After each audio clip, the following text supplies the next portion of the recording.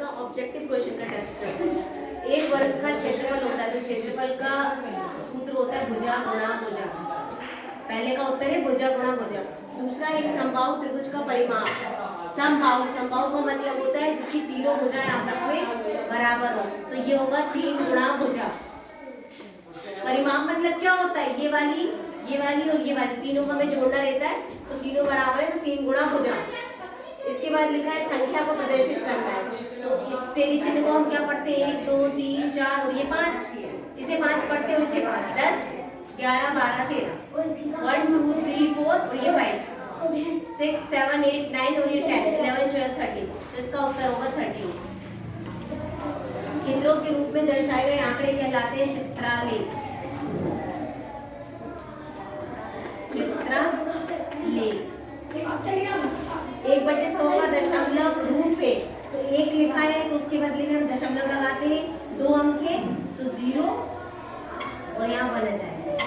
2 0 मतलब दशमलव के बाद 2 अंक आना चाहिए और इस 1 के बदले हम यहाँ पे दशमलव लगाते हैं, तो 1/100 को दशमलव रूप में हम लिखेंगे 0.0।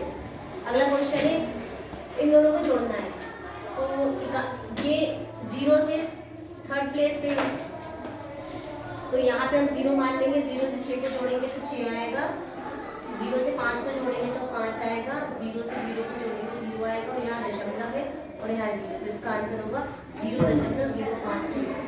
ये लिखा है 0.04 को भिन्न में बदलना है, तो इस दशमलव के बदले हम 1/, इस दशमलव के बदले आएगा, जब हम इसको भिन्न में बदलेंगे तो ये हो जाएगा 0.04 है, तो ये हो जाएगा 4/100।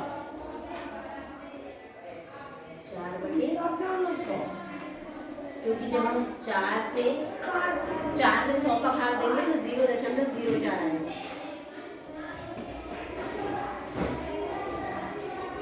या फिर हम इसको ऐसा भी लिख सकते हैं, 4 से जब 100 को भाग देंगे तो ये हो जाएगा 2/50, मतलब 1/50 होगा।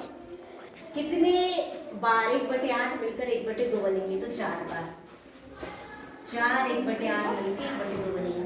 किसी पूर्ण भाग का हिस्सा भिन्न का मान होता है। भिन्न का मतलब होता है जो 0 से बड़ा हो और 0 से बड़ा और 1 से छोटा।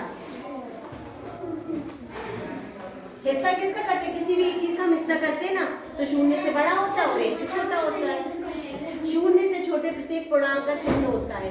ये संख्या रेखा होती है, यहाँ पे 0 होता है, इधर धनात्मक संख्याएं आती है, इधर ऋणात्मक संख्याएं आती है, तो छोटे का चिन्ह होगा ऋणात्मक का।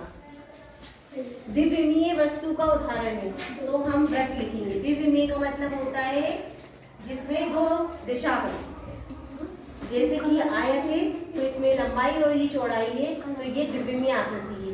किसी त्रिभुज में समांतर रेखाओं की संख्या होती है, तो ये त्रिभुज है, त्रिभुज में कहीं समांतर रेखा दिख रही है, समांतर रेखा इसे कहते हैं।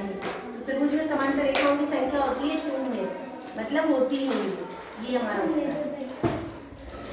मैम